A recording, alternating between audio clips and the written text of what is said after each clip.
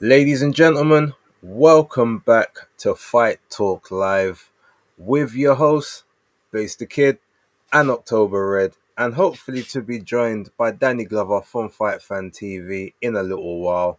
And you never know, maybe the infamous Maestro might pull up as well. It's one of those weekends, anything and anything can happen. October, how are you? All right, all the better for seeing you. Good morning, happy Sunday. What a weekend, base. It's been a very interesting weekend, and there's a lot to talk about. So I think the best thing to do is just to talk about the main, big, bold Wembley card that we just experienced. You was there live for the majority of the night, from what I understand. Just give me a little. How was the vibe? How was the energy from what you observed? I thought I was in Ukraine. Okay. Heavy Ukrainian support, and I mean that in a positive way. They came out in numbers, wearing flags. Even certain members of the media, I saw donning a couple of Ukrainian flags, so you could see that the support was there for obviously Alexander Usyk. Um, the arena started to fill up quite quickly because it's so big. Everyone was scattered to start off with, so early doors. It looked if there was a lot of people there, but because it was spread out, obviously it looks more spaced. But as the fights went on, even before like the main events, the arena really did light up. The vibe, it's like football. There's just so many people there. The cheering's there, the atmosphere's there. It was a real good vibe to the night. Definitely enjoyable, warm, British boxing as we like it. Even though we got donned again by the Ukrainian master of boxing. We'll get to that. We'll get to that. One thing I do want to talk about just before we do, there was a lot of criticism, both online and I think maybe some people may have mentioned it to Frank at their peril as well, about the undercard. Now, we know the Riyadh season and the ring cards have kind of skewed what a lot of people feel a good undercard should look like these days. But watching the fights, so just forgetting the names, just watching the fights, how did you sort of feel about the undercard? 'Cause I didn't actually get to watch any of them except the Akoli and part of the Lapin fight. So what was it like in the Yeah, arena? the arena was quieter for the undercard fights, not including obviously when we got to Akoli. Um, you'd base, you know what I'm like. I like to watch boxing. It doesn't necessarily have to be glitz and glamour and the top names. And you're right, because we've been spoilt by certain, the Riyadh season, and because of the ring, we're spoilt now. We demand. It's like, how dare you have the audacity to put on this? What some people would say is a subpar card. Um, I enjoyed watching the undercard fights. I wasn't really taking much notice of what other people were saying. I was so far up, you're not really going to hear like the punches or anything like that because you've got the mini screens. But yeah, I'd say I watched it from the 7 o'clock fights. I watched a little bit of Adam Hamid's fight, just a tiny bit. Um, I know he was originally trained by Daly Perales down in London. Then obviously he went up to Jamie Moore, so he's with him now. Watched a little bit of that fight. We'll see what happens with him in his future. But I watched it, say, from the 7 o'clock fight, which was Dakers versus Serenko. And then I watched the Lapin versus Lewinson fight, which I couldn't get into that at all. It was I Messi. just I just yeah, it was messy, so I just couldn't get into it. I couldn't grasp it. Obviously Lawrence Okoli, I was impressed that he was boxing.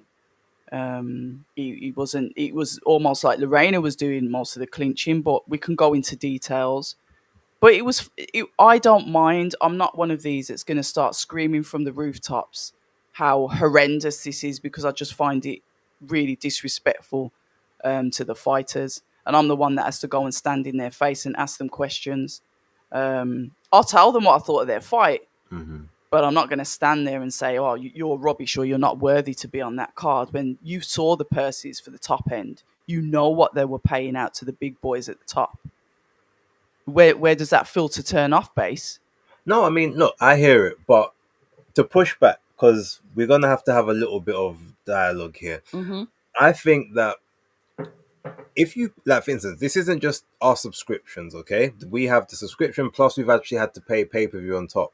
So in that True. instance, I feel like as a consumer, we then have an additional right to be critical because we've had to pay more. So, and then, they'll say, well, you really paid for the main event, everything else is garnished. That's what they might say. But when you have a meal, you don't just pay for the steak, right? You have the You pay for the fries on the side service. or the Mm, rice. You pay for the it's a entire package. experience, and that's the point. So it's like if it's you say, okay, you got a brilliant main event, and then everything else is either substandard or lackluster, you're still going to be like, well, then I just want try, then more. just have the main event. Don't have anything else.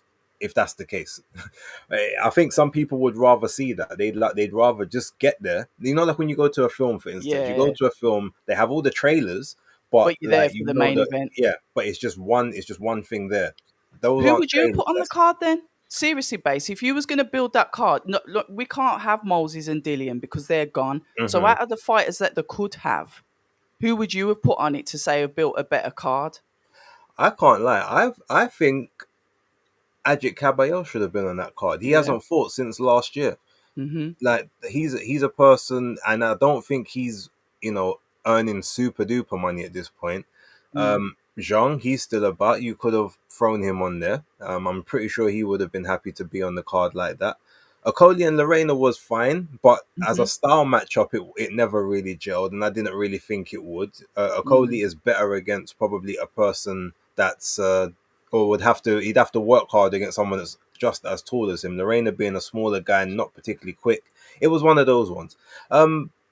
The names themselves weren't particularly an issue for me. I did instantly though. What I will say is the Daniel Lapin and Louis Edmondson fight. Yeah. As soon as I saw that fight announced, I've said to myself, "All right, this is where I'm gonna take a break."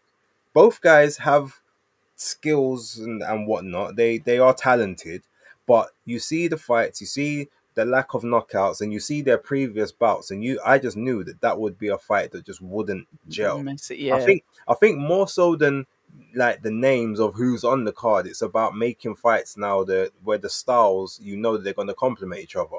I Yep. think that's more if you, especially in the UK where you can't necessarily pay for all the top stars on each card like the Riyadh do. I think that's you say, okay, if this guy is quote unquote a pure boxer, then you have to always put him in there against a With a guy that's puncher. no, not even a puncher, but a constant pressure guy. Mhm. If you got this guy that's like a counter puncher, okay, well then you got to put him in there against someone that's a bit more either front foot heavy or someone that's a bit more of an ambush. Like you have to match them up to So their you're looking strength. at the matchmaking rather than the actual fights themselves. Yeah, that's how I would look at it.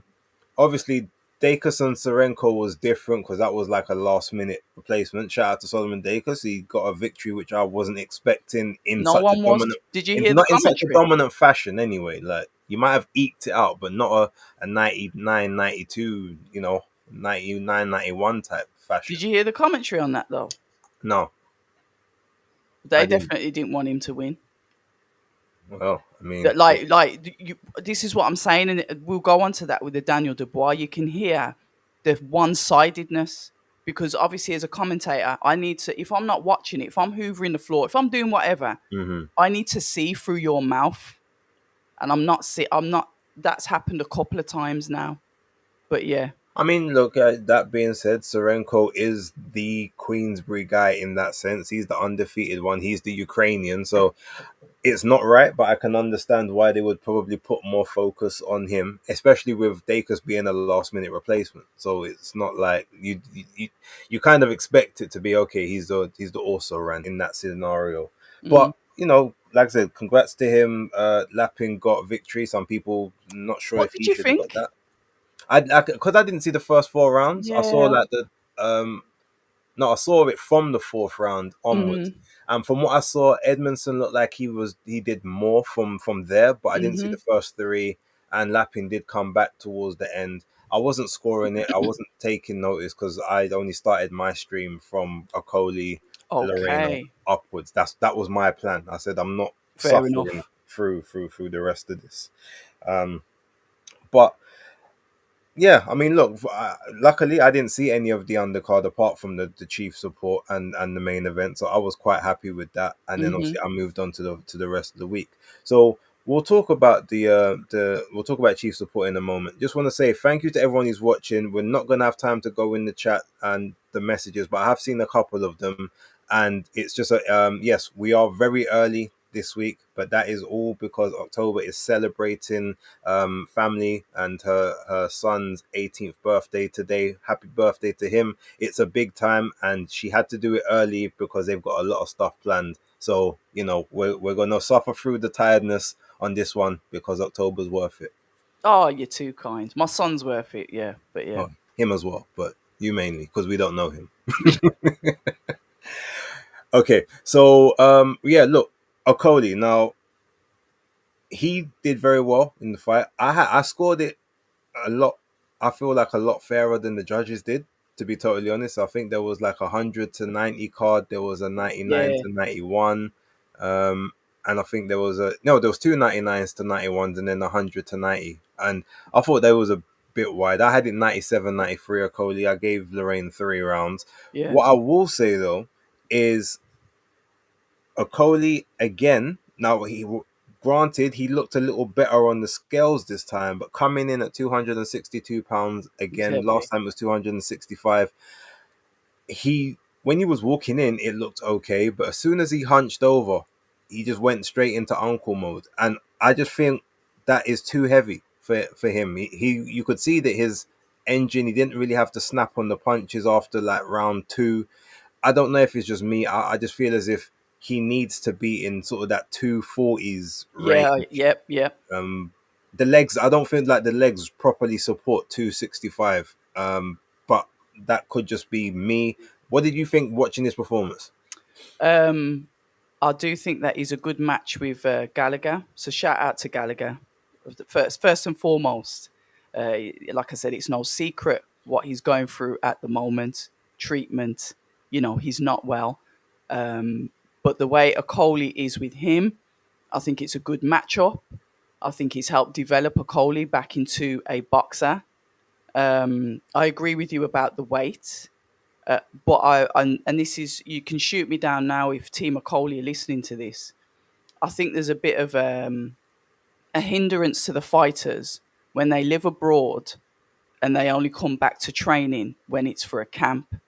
Not to say that they haven't got that strict camp regime. So there's ideals that your home comforts, whatever it is, and you may not be training because boxing, you got to be training all year round. So I do believe that he focuses when he's in camp, he's on it.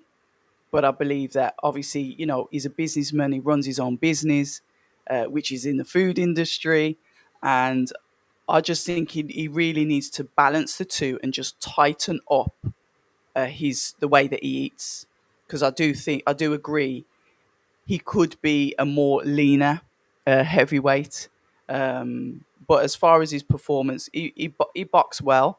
I expected more from Lorena, which is a credit to Okoli, because Okoli clearly was just disrupting his work and not disrupting it by clinching, but forcing Lorena to clinch. So I'm happy. I'm happy for Okoli. I want him to do well. I just want him to just tighten up a little bit and potentially just get some kind of regime in place when he's not in camp. And this is me just looking on the outside. I don't know what he's actually doing, but I just need him just to just tighten up a little bit.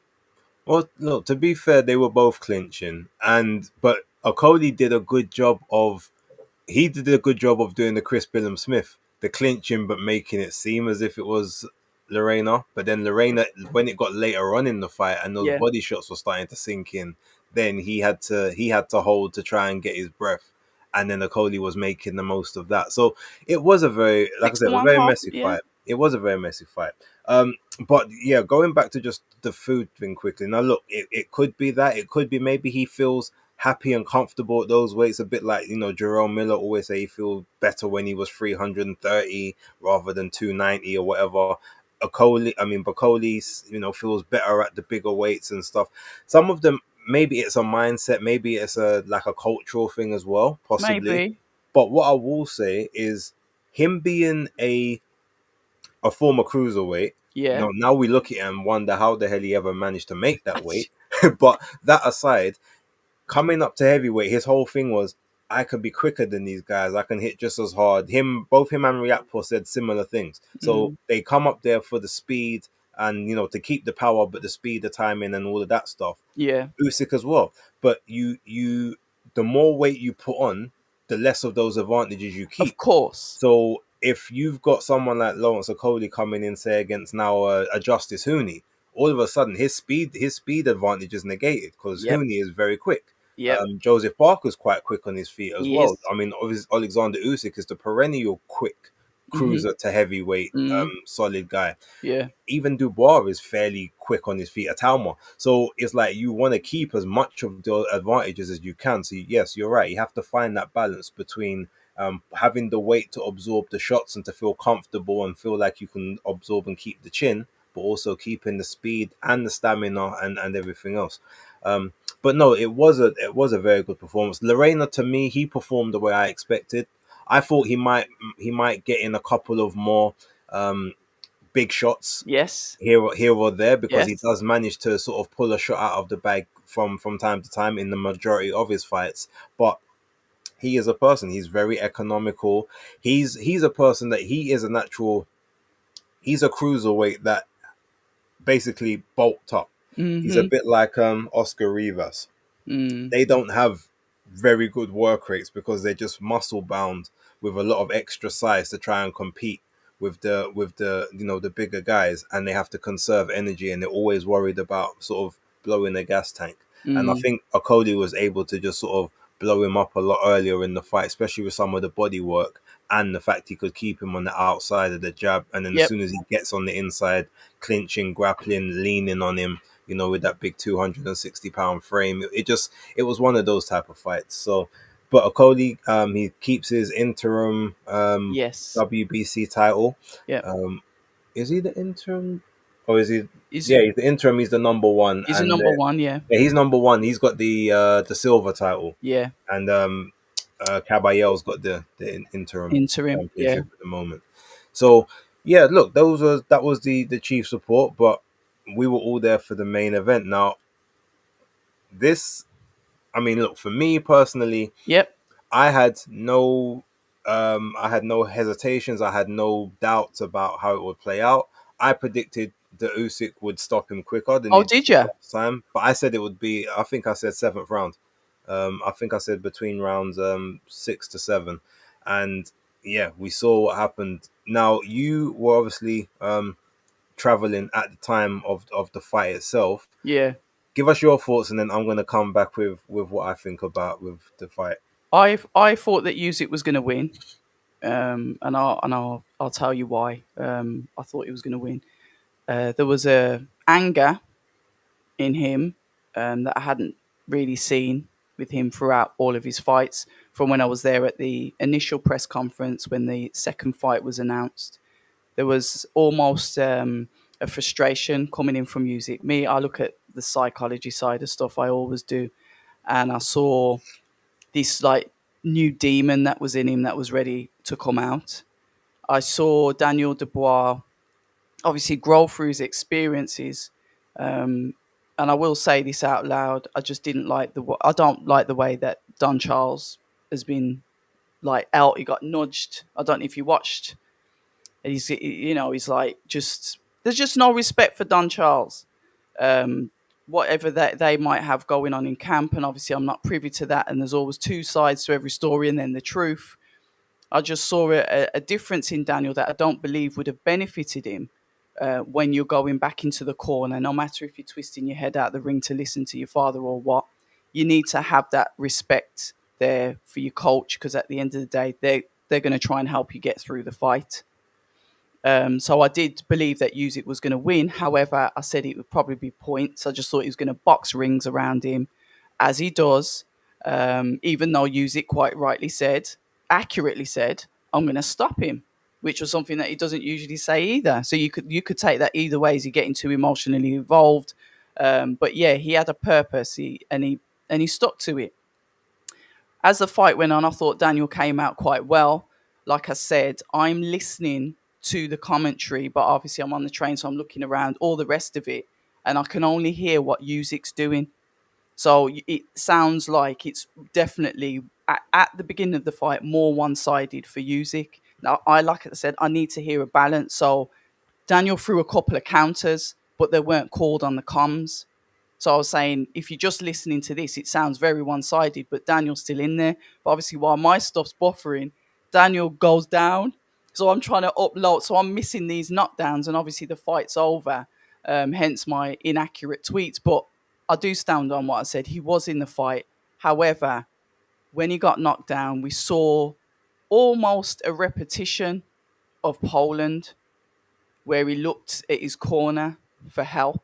Like, I don't like this. I'm not happy to be in here.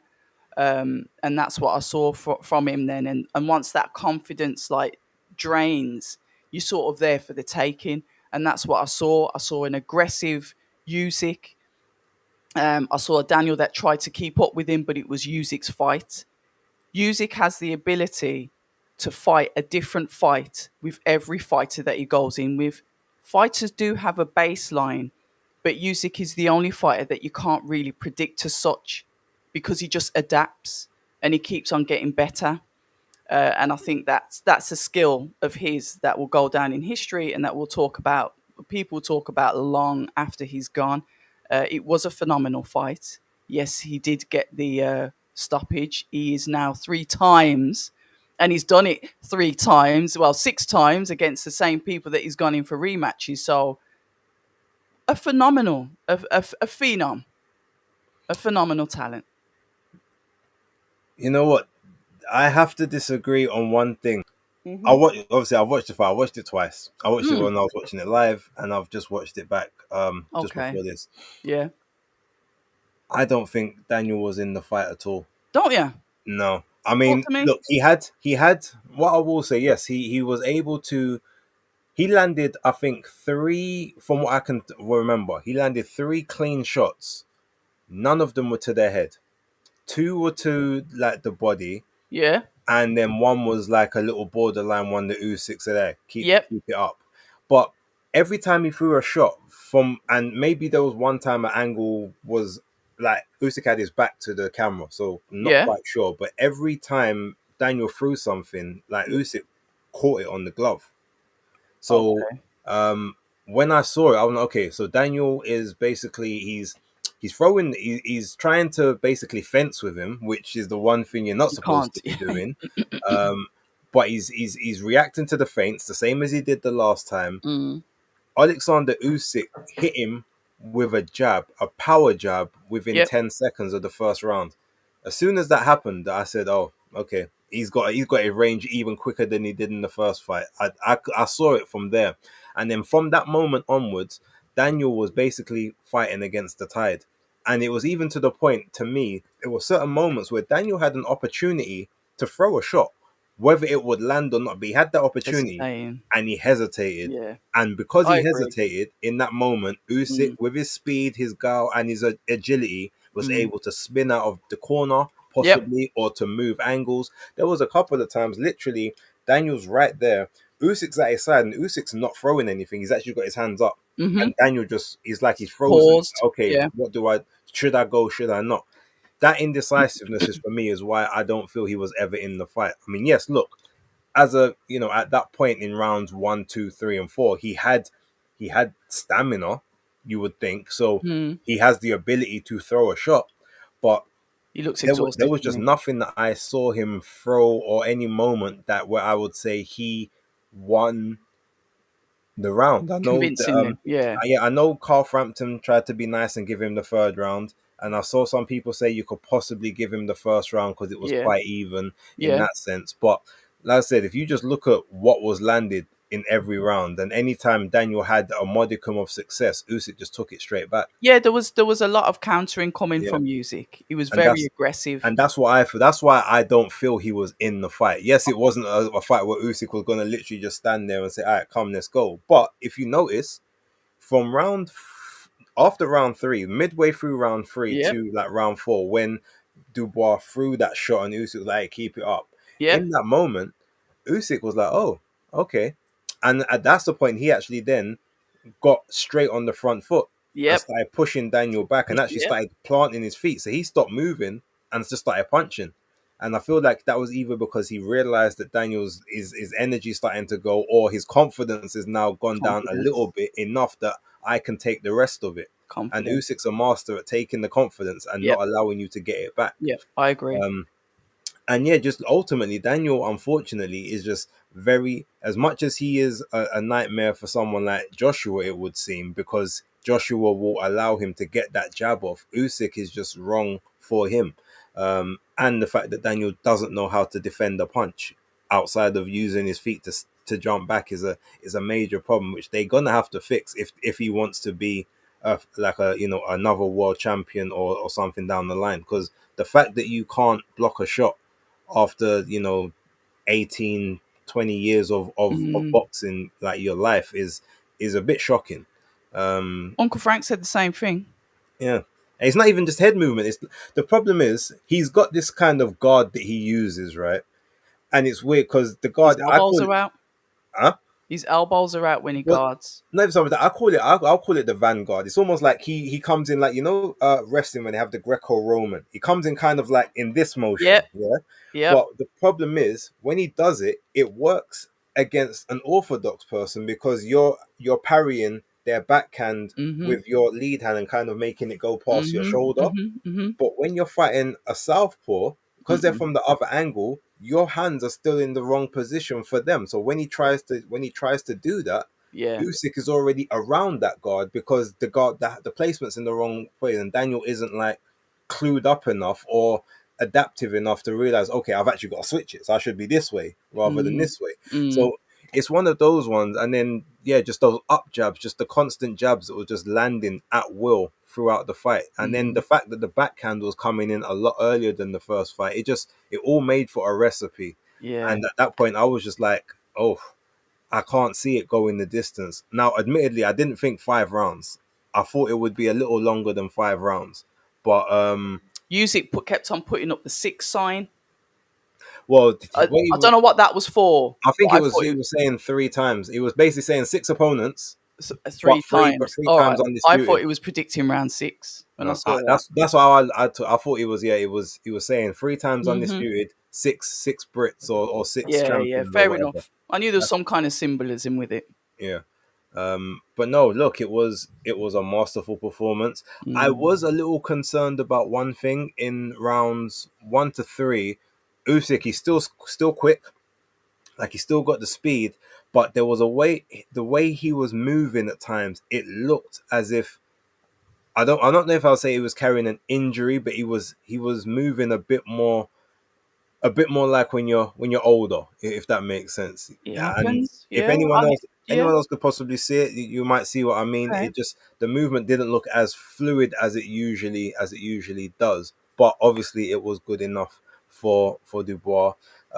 Big congrats to Alexander Usyk, the Mhm. greatest of this generation, no discussion, pound for pound number one. No one can really question that at Oh. this point. Um, but let's talk about after that because the fight was what it was. We Mm. both got it right to varying degrees.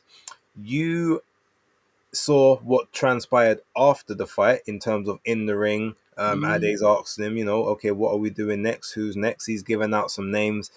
There's been some interesting people. Jake Paul showed himself in the ring. A few other people. Like, what was your thoughts on the aftermath and who you think he should go to next if he's gonna have that final fight? I think he's in the position to choose to fight whoever he wants, first and foremost, because he's over earned that how many times. It almost feels rude of me to suggest who he should fight. So I'm going to leave that up to him. There's loads of fighters that, want a title shot. Joseph Parker, I think, is at, the top of the list, in my opinion. He wanted to go for the IBF anyway. Obviously, that didn't happen.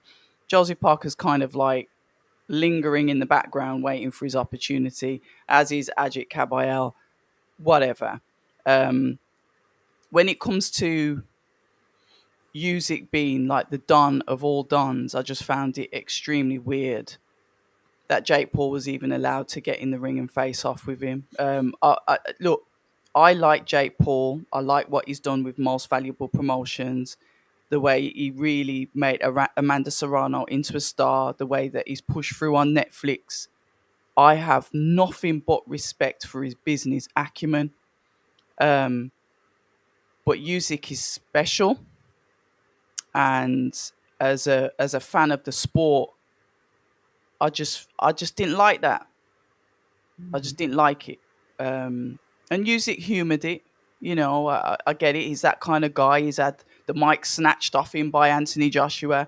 He's had, you know, before Dubois coming to him and like says, "Where's my goal? Where's my goal?" when he was supposed to be fighting Parker. So it seems like people like to try and mug this geezer off until he gets him in the ring, and then it's a different story. So that's the only thing that I'd say I wasn't keen on. It's there's there's a pecking order when you're at that level of boxing, and I do believe that I understand it's a money fight. It's all about the money now, but I think Usyk's a little bit more than just about the money. He's about legacy. He's about working his way up through the amateur system, through the professional system. He's done so much. I just think we should show him a little bit of, respect. But he can choose who he wants to fight. So if he wants to go in there and fight Jake Paul, who am I to argue? If he wants to go in there and fight Joseph Parker, who am I to argue? I mean, it's been spoken about that potentially Anthony Joshua was going to fight Jake Paul anyway. So when you look at it like that, it's really turning into a bit of it's just straight entertainment now, isn't it? It's just straight entertainment. Well, I mean, look, with regards to Joshua and Jake Paul, I mean, let's be honest. Anthony is towards the end of his career. He's made no secrets of that, nor has Eddie. And they've also said that that fight, if it was to happen, would happen toward at the back end of 2026. Mm-hmm. So I guess you could, it's a ways away, but as a way to build up, you sort of build up a little bit to it. It kind of makes sense. They do it, in like WWE and stuff. Sometimes you just put out little nuggets from early and then you just kind of let them organically grow in the background. So then when you get to like that WrestleMania season or a year or 2 years down the line, all of a sudden now it's big because you've done all the background and the work. So I'm not necessarily mad at that. Look, in terms of Jake, I didn't even see the Jake Paul face off thing until later on in the night. I think it was just a bit of fun in that sense. I don't think Jake necessarily took it serious. I don't think Usyk took it serious. I know that obviously I hope not. I know that Jake is very cognizant and aware of the fact that both him and Usyk share the same birthday, as well as Muhammad Ali. Interesting. They're all on the January the 17th, all I didn't know that. Capricorns. So shout out to us Capricorns. Oh, you just had to throw that in there. I mean, I'm just letting everyone know. Just had to throw it in there. It's the reason. I think we should have a day for you. We should have a special day for you. We should do. Capricorns, January the 17th, guys. Put it in your diary. Let's make it like a public boxing holiday for excellence, right? Is that good enough for you, babe? I'm just saying, if you're a Capricorn, you become undisputed. It just happens. It's Josh Taylor, the undisputed. I'm just saying. Is he the same birthday as well, or just a Capricorn? No, he's a Capricorn. He's not the same birthday as them, but yeah. But no, I'm just saying, look, in general, maybe it was just one of those things. It was a friendly thing. I don't think that they're looking at that in any serious manner. Maybe I'm emotional. Maybe, but you've got a right to be. It's a valid criticism.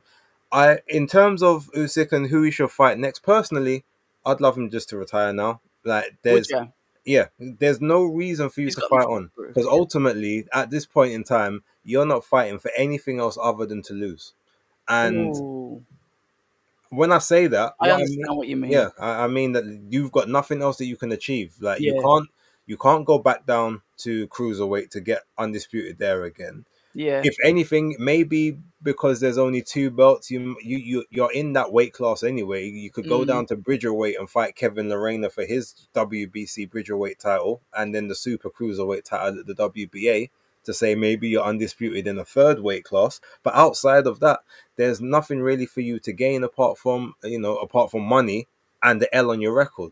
Because you'll win unless the last one is the last one. You could win that and then sail off into sunset, cool, and be 25-0 with 15 or 16 KOs and be lauded as the greatest. Yeah. Or you can have that one on the record and it won't tarnish your legacy because everyone's seen what you've done, but you could have left at the peak of your powers, and I'm sure your family would want you to do that. Yeah. Um, but if he does carry on, If. I do think that Joseph Parker should be next. Mhm. He is due a shot. He's Mhm. earned his shot. He More was than. robbed of his last opportunity. I think the WBO are actually calling their mandatory next, so I think Usyk Before the will be. IBF. Yeah, the WBO is next in the queue. Okay. So I do believe that they, he would either have to take that fight or vacate that belt All or right. retire. So I think it should be Parker. And then if he was to carry on, which I wouldn't really want to see, but there's three fights for me, and I would take these fights just to say for legacy purpose. Mm. So you've got Joseph Parker. If Yeah. you beat Parker, then you've literally cleaned out every contender of that era. But Parker's in a weird space because he fits in that era, but he also fits in this one as well because of how young he is. Yeah. His Then age. Yeah. you've got Ajit Caballero, who is also young, 32, within that kind of that newer crop, but he's still old enough to hang with the older guard. Mhm. You take him, and then the last person you would then fight would be the winner of Fabio Wardley and Michael Hunter of Kubrat Pulev, whoever wins that fight, because And obviously he's they're fought fighting. Michael Hunter at Yeah, Cruiser. exactly. And Michael always said it would be a much different fight at heavyweight. Maybe. So that would be the run. I would say you fight the three contenders that you've got, Mm. and then you sail off into the sunset, or you fight one of them, or you fight two, see how you feel. But that would be me. You either retire, or you fight Parker, you fight Caballero, then you Yeah. fight Hunter or Wardley, and then you call it a day. You leave the Atalmas, leave Jairo Pataya to the next crop. All of these people, because you've got nothing to prove. Again, 38, going to be 39 in January. Trust me, I know January 39 is a, 17th. yeah, on the 17th. But 39 is a creaky year. Things start to creak in at 39. I know, first hand experience. Um, so yeah, well, to be honest, I was creaking from 31, but that's a whole nother story. Oh, um, that's why. but look, I think I agree with you in the sense that if he wants to have any fight he wants to have, I'm all for it. But I did see Philip in the chat say if he wants to take any fight, he's fine with that. But then he should vacate the belts to not hold up everything else, which is fair because ultimately you won them. Mhm. Everyone knows that you are the guy, The and Don. you're the ultimately you're the man, and you have to beat the man to be the man. But at that stage, he says, "Well, I'm the man. I've got nothing else to prove. I want one more fight just for me, for my happiness, and this is who I'll fight." But I forgot. Chisora is also a mandatory. Oh, he's at IBF, isn't he? Yeah. So it's Parker, Caballero, Chisora, and then Wardley slash Hunter or or Pulev. Frank Warren's awesome at putting people in positions. He is. I reckon he's a dab hand at chess. He might be. Definitely he's sacrificing those pawns left, right, and center on the chessboard. Every piece gets gets wiped off the board. Mm. Frank. But no, look, yeah. Ultimately, Usyk, Mount Rushmore heavyweight, generational great, definitely a top 10 of all time, arguably a top 5. It's Arguably, going to yeah. be hard to say that he's not in those categories, in those conversations, and it would be a great debate to have with people, the top 10 or the top 5, who's in there, where they rank. But with that, look, we're running a little low on time, so we'll move off of the Wembley stuff. um just lastly, obviously, Daniel should come again, but they got to sort out the defense. Usyk, great, do what he wants. Lawrence Okoli, we'll see how he does moving forward. Hopefully, he can trim off just a little bit extra Yeah, just a bit. of the weight. Now, over the night, we had two cards, but they were staged actually pretty. They were actually staged quite well. The matchroom card was put on earlier so that it didn't clash with the Pacquiao and Barrios fight. Mm. Um, I didn't see the whole of the Pacheco and Macombi fight, but I saw like the last 5 rounds of it. Yeah, and how Uh, did he get on? I like Pacheco. from what I saw of it, he was doing well. He was rushing some of his work here and there. He looked a little apprehensive at times, but he was landing. He was landing good quality shots. They had a head clash early on, which split Macombi's. He had a very nasty cut sort of right here, Yeah. but it was controllable. It didn't bleed out too much. But yeah, ultimately he got what round? I think he got stopped in the 10th or the 11th. Okay. Late Um, hours. but it was I think it was a stoppage by the corner. I think I can't even quite remember because I Okay. wasn't paying that much Probably attention. because of But the clock. look, yeah, but look, he Pacheco did well.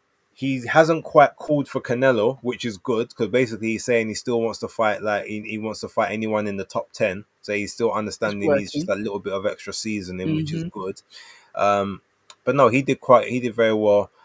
Bam and Cafu was a great fight to watch. I didn't pay it the respect it deserved because at the same time as that fight was also Sebastian Fundora and Tim Tszyu 2, the rematch, and I was heavily invested in that based on what happened in the first fight. So I was kind of back and forth. I was watching one on the TV. I got one on the phone in front of Mm-hmm. me. It was when I was even trying to do commentary, it was like, okay, forget the commentary, just talk what you see. Um, I'll talk Fundora first, seeing as that was like a chief support. It's Fundora and Tim Tszyu.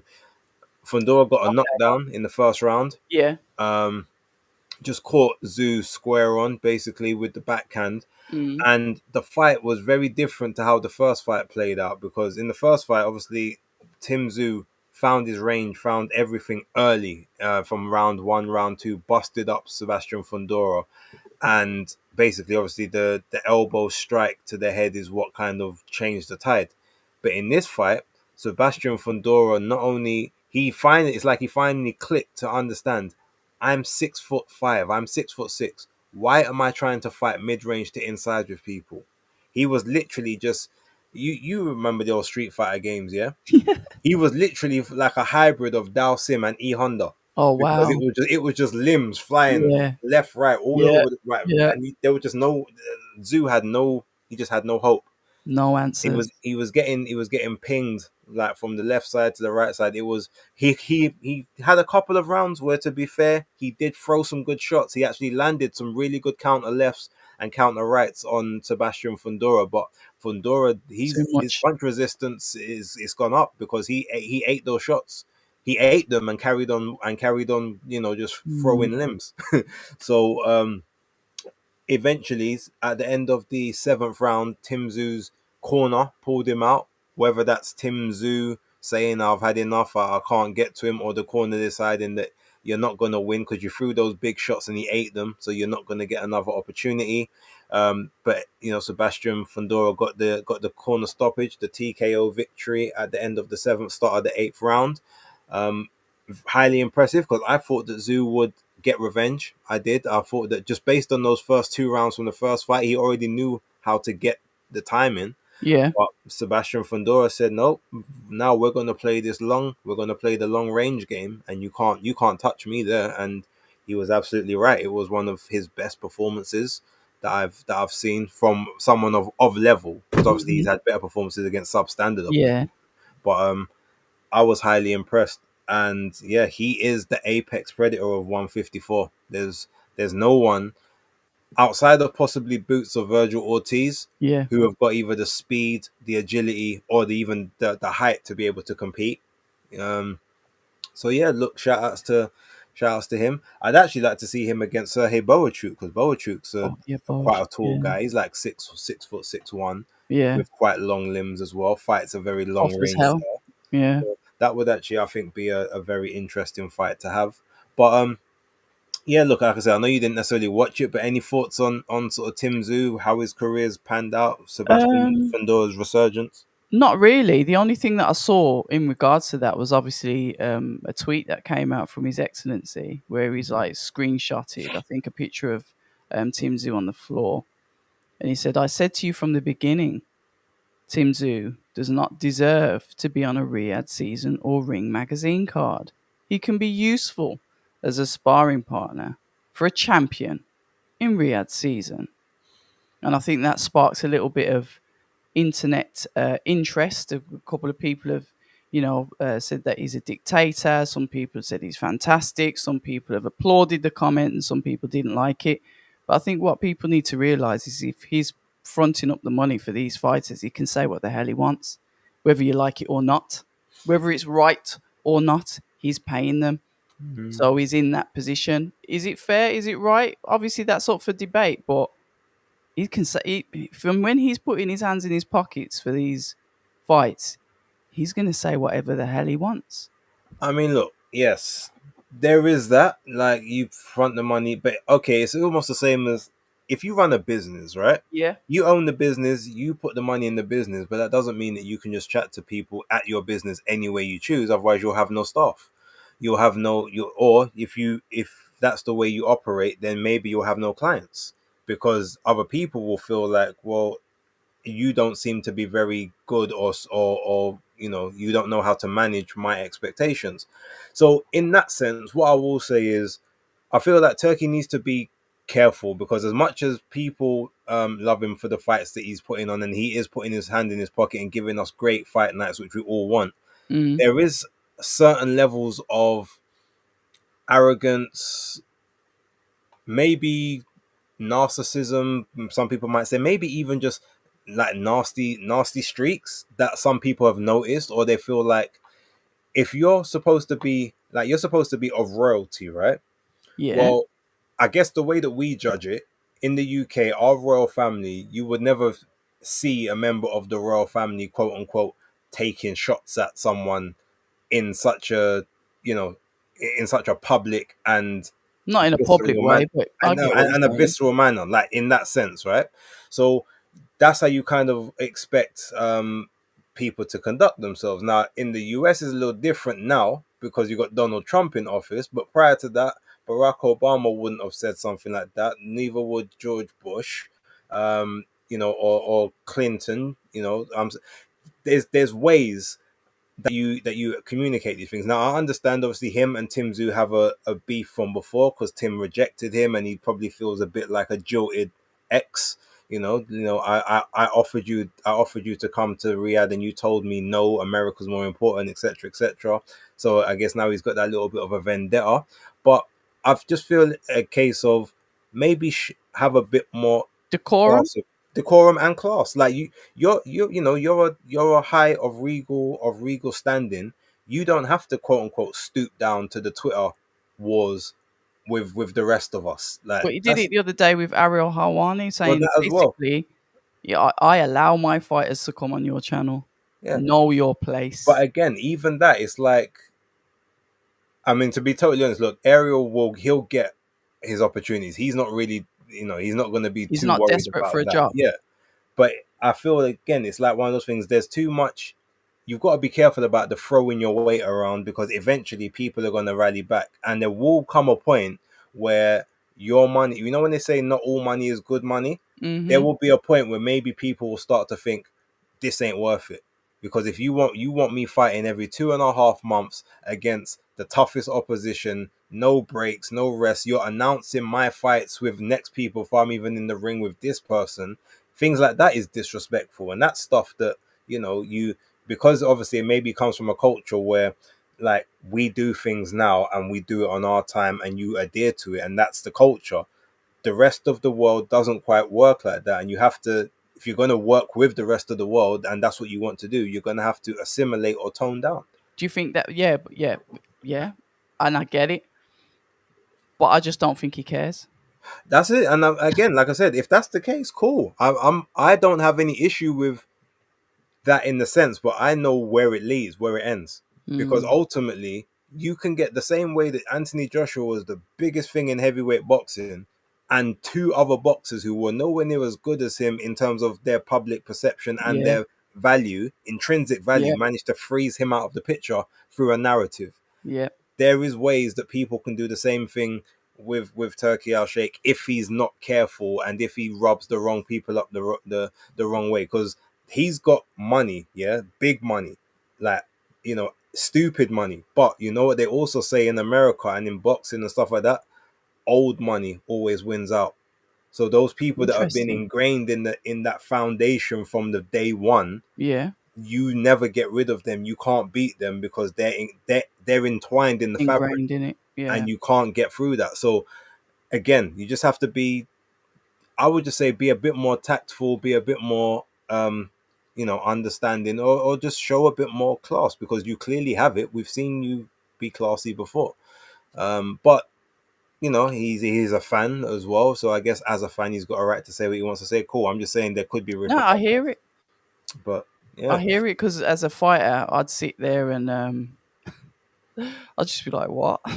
yeah, That's what I mean. That's why I'm quite. I'll reserve sometimes my thoughts because I just think it's disrespectful. Um, because you having a couple of bad fights can make you look absolutely horrific, and that's not really who you are. But you're open to like public scrutiny, like getting slated, turned into a highlight reel, a meme. You know how it goes in boxing. It's an extremely brutal sport. So I guess from inside, you would expect to have just a little bit of support towards that. And if you don't get on, you don't get on. Just leave it, move on. But yeah, it's that's the only thing that caught my eye about Team Zoo because no, I didn't get to watch that fight. sure. No, I mean, look, just lastly on the zoo part, so Mm, forgetting Turkey, and again, a big up to them and the the whole no pay-per-views for Riyadh and ring cards. We'll see mm, what the other we'll see what the other repercussions of that are, but ultimately, considering that we've been having pretty much a pay-per-view every month and a half at this point, sometimes mm. two in the same week, I Yep. don't mind if I get a little bit of a price hike, but everything else just comes with it. um but Tim Tszyu, look, he unfortunately, like career, he basically ruined his career from taking the first Fundora fight on like 5 days notice, Yep. and then having his team not pull him out of the fight Yeah. after the first two Oh three yeah. rounds. Everything just sort of went to pot Yeah. from there. Downhill. So and then going straight in with Murtazaliev while not being fully healed, and recovered mentally. It's a sad drop off. He went from that number one guy, heir apparent at the division, to Crazy, now isn't it? feels like almost a glorified gatekeeper. It's so crazy. And it's not nice. It's not a nice place to be. But hopefully he can get himself to some level of success again. And maybe, you know what? I know his whole thing was, I need to conquer America because that's how his dad did it. That was the old school. Maybe you just need to go back to Australia and be a massive star in Australia like you were. That grow that market. Be the beacon that shows Of your Australian country, boxing. yeah. The same way you've got, big Japan boxing, you've got like the UK boxing. They've even got a platform sort of like in sort of Turkey and Spain and these places now, sort of starting to build up. Some African regions are doing their thing. Like, you be that champion for Australia. That's and sort of help to grow that. That's how I would kind of look at it. But Mm. yeah, look, so quickly we'll go on to sort of Bam and Cafu. Now, I've watched this fight again. I was watching the two of them back to back. It was a fight that was sort of very, very cautious but very skillful and tactically astute in those first couple of rounds. Um, Cafu was on the back foot, but he wasn't running. He was basically trying to post up towards the corners and counter a lot, Yep. which allowed That's what Bam I to be saw. sort of first and third in a lot of the exchanges. A lot of it was tapping gloves for most of them, but there was a lot of good body work from both guys.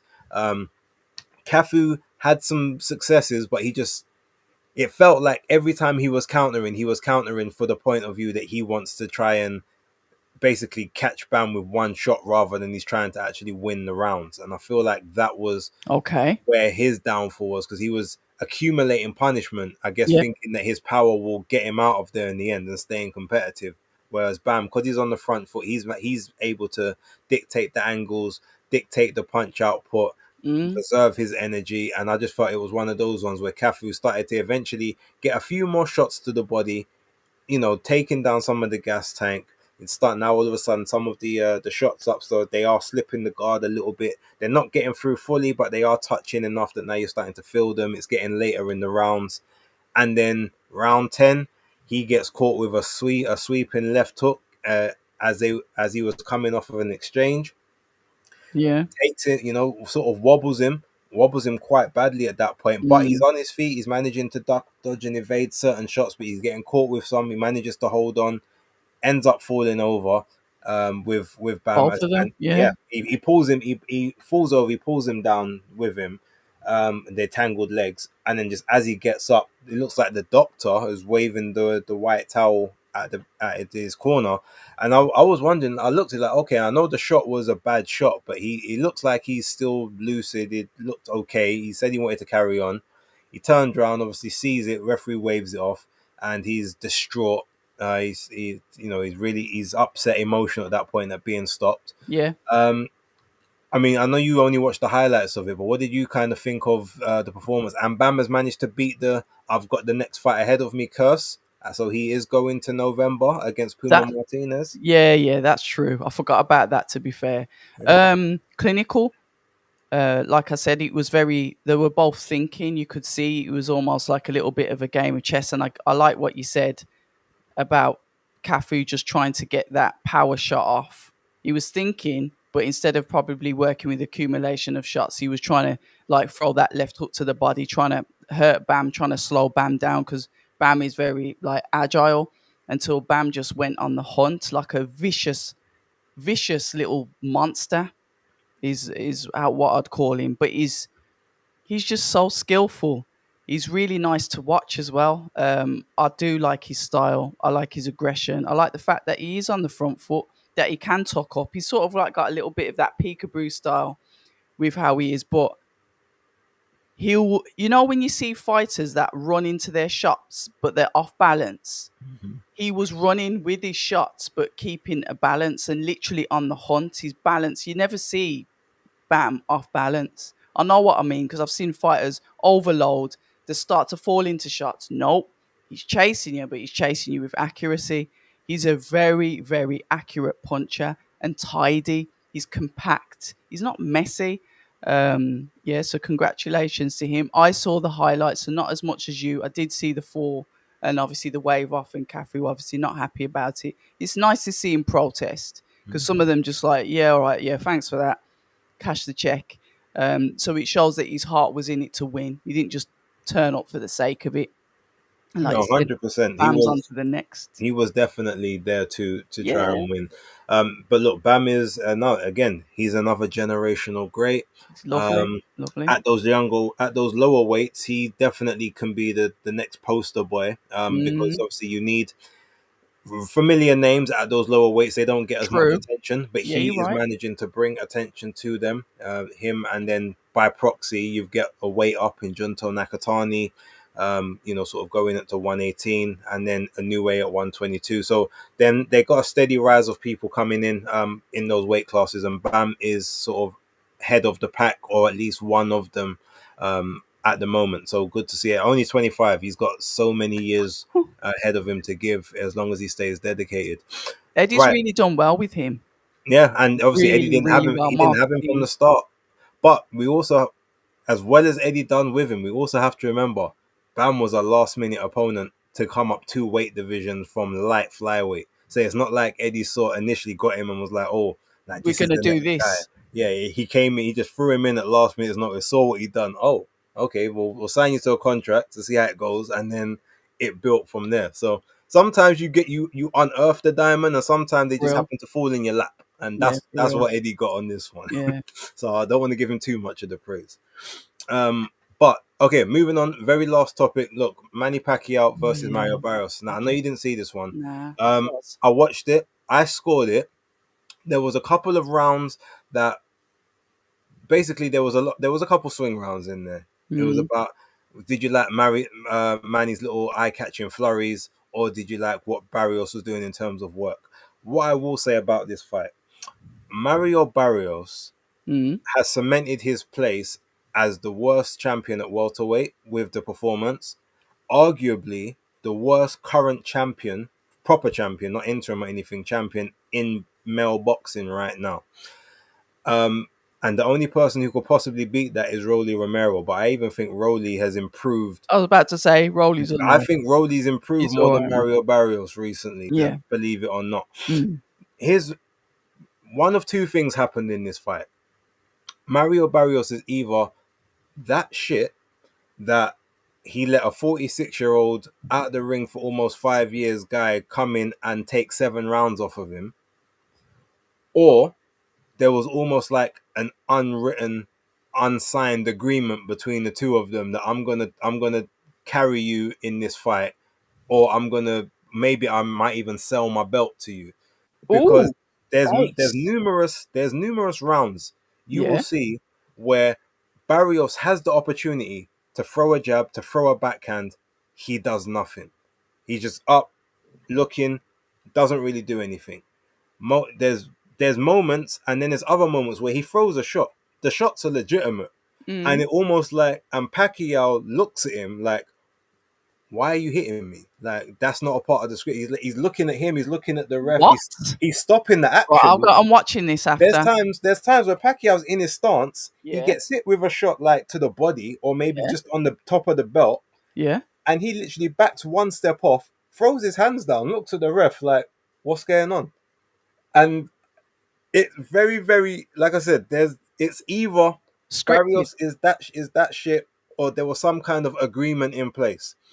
Now, when I scored the fight, I scored it 115, 113 to Manny Pacquiao. There was a couple swing rounds in there, so it could have Mm. gone in either direction.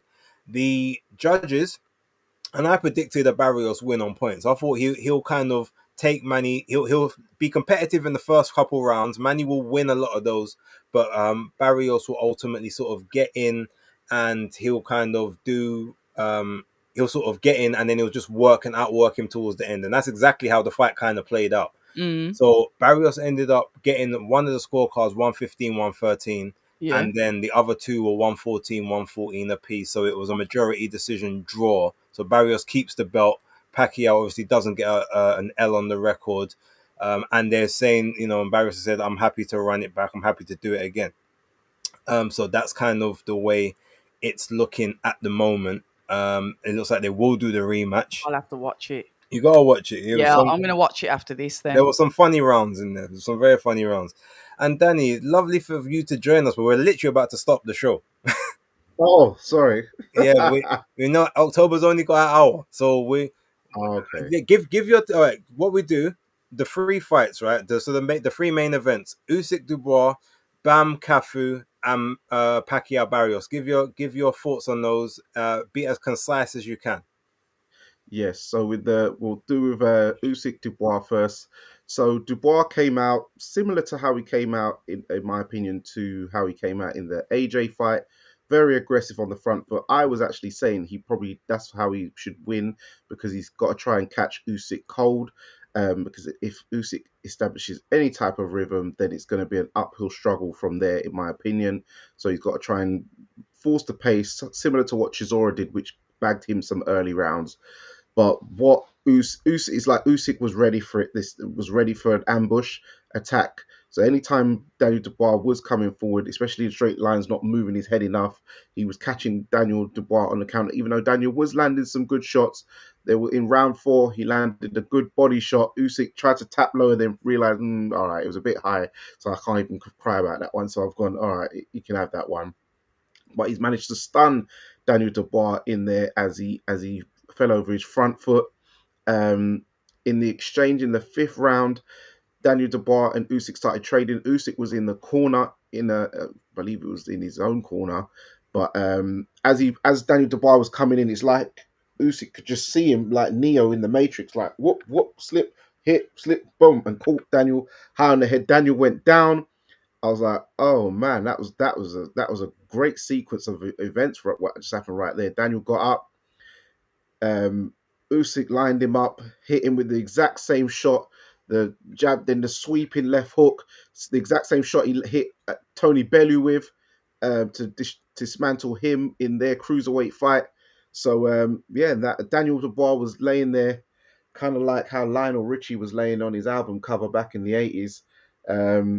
It was I saw him look over at his corner. That was brutal. He That nodded at his album corner. cover picture. Yeah. Have you read the comment? You read his Starfox's comment. I saw the comment, but Danny, don't get distracted. Let's not get Don't get distracted. distracted. Go on. Keep going. That's how I'm gonna get Star Fox, man. You know what? Oh, You're probably right, though, Star Fox. yeah, I haven't seen what he's read. I've seen about this disgraced one. Yeah, don't But worry. We'll share it to No, you no, after yeah, the yeah. yeah, after. share it to me afterwards because you know me. Once I lose Yeah, focus, go it for it. gets a Go for bit, it. Keep it going. gets a Keep bit going. gidgy. So yeah, he looked over at his corner. He nodded. So I thought that meant all right, he's going to get up. But some people were saying they felt the count was very quick. But then I don't know if his corner said to him, "Yeah, just stay down." So I'm not sure what the communication was because yeah, he didn't beat the count. It didn't look like he really tried to beat the count, which is I don't think he tried unfortunate. to beat the count either. I don't think he tried, but I don't think he could. Honestly, if you look at it, He when looks the ref exhausted. when the ref is like when he's down and he's like the ref's at Yeah, like 6, and yeah. by the time he gets to 7, they got that rule about if you're not on your feet by 8.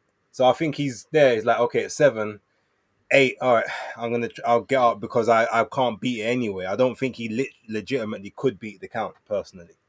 He Mm. looks exhausted to me. Yeah, Yeah, well, I think the punch took it out of him. I think That remember he that looked it knocked his exhausted gum shield out. So earlier than that.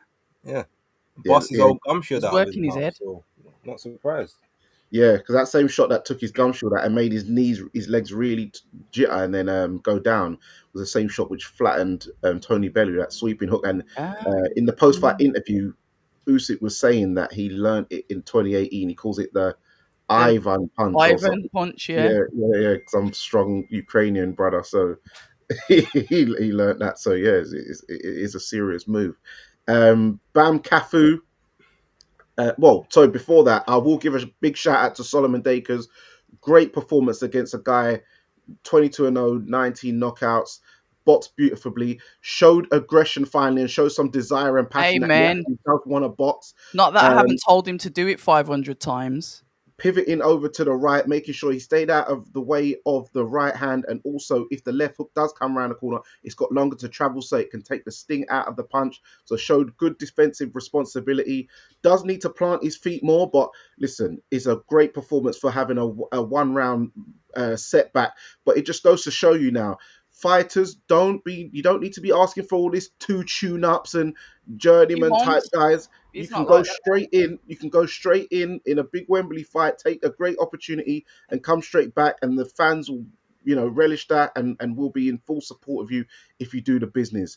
So yeah, I want to shout out Tony. Big ups for yesterday for coming through to the watch along party. Yeah, Bam Cafu. Um, I wasn't even going to watch this, but when I watched Base's picks, the way he was talking about this fight, it made me think I need to get home and watch this fight.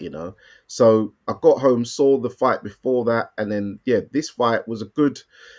Cafu, what he kept doing, he was kind of doing like what Chisora does, but obviously a more younger, fresher version, where he would seek refuge in a corner, call for Bam to come onto him, and then try and catch him with a counter sort of a counter left hook whilst he's coming in. But Bam was coming in using some shots, head and body, but he couldn't quite get the angles. I could see him sometimes trying to step over and whipping a right hook here and there, but it wasn't really working because he needs you to be kind of on the move rather than stationary. So it wasn't really working, but he was outworking Cafu. Cafu was landing some good shots. He even landed a good uppercut, which made Bam sort of step back and think, oh, that was a bit hard. But then finally, I believe it was the ninth or 10th round? 10th. The 10th round, he caught him with a big right hook, which, even the round before that, he started putting started putting the punches in bunches together on Cafu, which then said the corners. I said to him, we need to see something, which is signaling if you take another round like that, we're gonna have to throw the towel in. And then that very next round in the 10th, he got caught with a right hook, and then he started trying to hold on. Bam, going for the finish. The ref, I liked what he did because it's like he went to jump in, and then he thought, oh, all right, maybe he could see his eyes or his face and thought, all right, he's not quite ready, or I don't want to do premature, so I'm like this. He's looking. Obviously, they bundled to the ground, but Cafu's team knew, yeah, he was toasted. So the woman for the team jumped up on there, waved the towel, and that was it. But yeah, Cafu decent performance, but did look a bit too negative, even though I could see what he was trying to do, but it just probably didn't look good for TV. Um, and then with Pacquiao and Barrios, um, I gave Manny Pacquiao. He just looked old in the face, very old in the face coming in. I gave him the first 2 rounds, then using these little clusters, the threes and fours, crowd going wild. Then the next two I gave to Mario Barrios, and then Manny started pulling away, even though he was kind of doing the veterans move in trying to steal the end of the rounds by using these combination shots and using this, the lean left hand here and there and trying to pivot off, even though it was a lot slower than, well, not a lot slower, but a bit slower than it used to be. But he seemed like he was conserving and reserving his energy tank quite well. Barrios was very, his work rate just wasn't there for me. For someone I know, Mr. Azteca, he likes to come in and really dig to the body and have a real trade-off. He was just there getting hit quite too easily, in my opinion. He clawed back a couple of the late rounds, especially the last round. But I thought from about 5 to 10, I gave it all Manny. And I think I even gave Manny I gave the 10th round a draw round. I gave the 11th round to Manny, I even think, and then the 12th round I gave to Mario Barrios. So in the end, I ended up having it 116, 113 to Manny Pacquiao. And yeah, I thought that, in my opinion, I just thought Conor Benn is going to be kicking himself because he could have took this off of Barrios so easily, and he's going to let Manny Pacquiao get this, and then we're going to have the veterans of veterans world title fight in Floyd Mayweather. Because if Manny had got that decision, Floyd Mayweather's coming out. He's making a video tomorrow with all his belts on the table, looking at a TV screen, and doing the whole promo build up. But then they gave it 115, 130 as Bay said, and then two 114, 114 majority draws. But I do feel that Manny Pacquiao won the fight, and even though they gave it a draw, really it's a moral victory for Manny. At 46 years old, inactive out of the ring for 4 or 5 years, and still being able to hang with a world champion in this day and age. It just shows you this current crop of welterweight world champions are not in the same breath as a prime Manny Pacquiao and Floyd Mayweather, to say the least. So yeah, there you have it. Okay, well, look, ladies and gentlemen, we're not even going to cross-examine that. Thank you for your takes there, Danny. Apologies, we would get into it, but yeah, we got to dip out. It's been a pleasure, October. Enjoy the day with the family. Thank you very much, Danny. Glad you could make it in the end and give your succinct takes as always with your little punchlines in there. It's always fun, always a good time. Apologies that we haven't obviously put up any of the chat, but again, we just didn't have time to go through any of that. We will make it up in the next one. I'm not sure when it will be. It could be next week or the week after. I'm sure we will find some good work for you guys. But look, with that being said, thank you very much for watching. Don't forget to subscribe to all of our channels: October Red, Danny Glover at Fight Fan TV, Base the Kid, the Hardcore Catcher, even Maestro, who's getting free promo these days. Shout out to you, Maestro. Yeah, all of us, we do appreciate it, and tune into the X's and all the other content that we got going on. But with that being said, thank you very much. Peace.